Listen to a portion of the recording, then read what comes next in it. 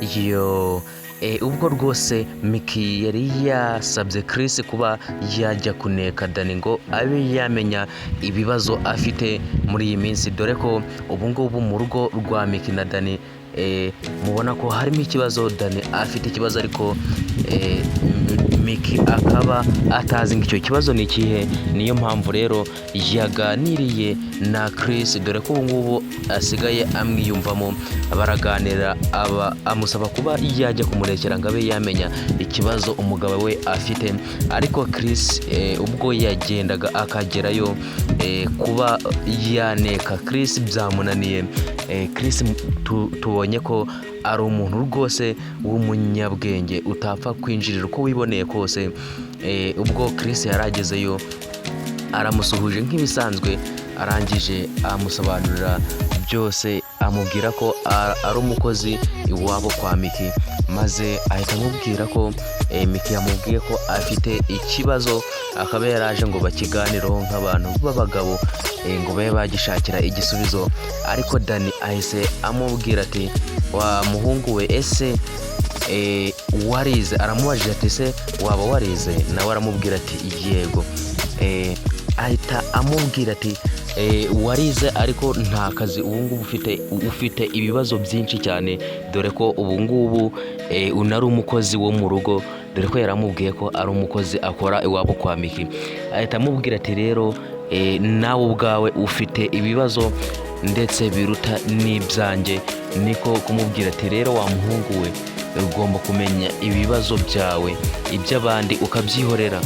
Ati buri muntu aba afite ibibazo bye biba bimukomereye. Chris rero mubonye ko kuba yajya kumuneka bimunaniye, mubonye ko bimubanye ingorabahizi. Ese ari buze kuba yasobanurira iki Miki ko kuba yashaka amakuru kuri Dani ngo abe yamenya ikibazo afite muri iyi minsi bibaye byamunanira.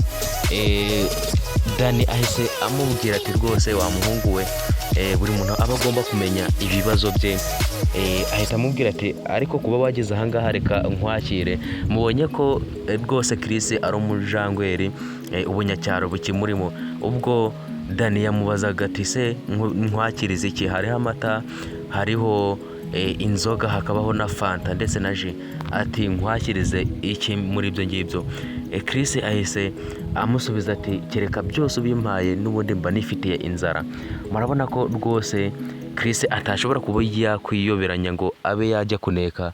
Murabona ko ibintu byo mu cyaro bikimurimo, aho ari no kuba yananirwa gutekereza ikintu yahitamo cyo kunywa kimwe, ahubwo akaba arimo kubwira Dani ngo abe yabimuzanira byose. Murabona ko rwose ibintu bimunaniye, kandi murabona ko Miki akomeje kuba mu bibazo byinshi cyane, aho atari kumenya ikibazo umugabo we afite. Ese muratekereza bizamera gutya bikageza ryari? Ese Dani azaba yabwira Miki ukuri uko ibintu byagenze? Ese ko tuzi ko ukuri kose uyu muhungu Chris ari we ukuzi? Ese kandi ko muri kubona ko yaragiye kuba yajya kuneka Dani, kandi akaba ariyo mahirwe yo kuba bari baganira. Dani akaba yabwirwa amabanga yose Miki afite, dore ko Miki byose yabibwiye Chris. Akamubwira ukuntu yagiye agatega Dani, akamushyirira ibintu mu cyo kunywa, akaba yaranamukuyemo n'imyenda. Ko twari tuzi ko se ahangaha ariho bigiye kuba byakemukira. Dani akaba yamenya ubu bintu byamubayeho.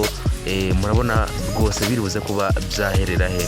Ndabashimiye mwebwe twakomeje kubana muri iki kiganiro, nkomeza kwibutsa gukanda subscribe hano kuri iyi channel kugira ngo dukomeze kubana muri ibiganiro 5 kuri 5. Ndabakunda cyane, mwari kumwe na Jimmy. Ciao ciao.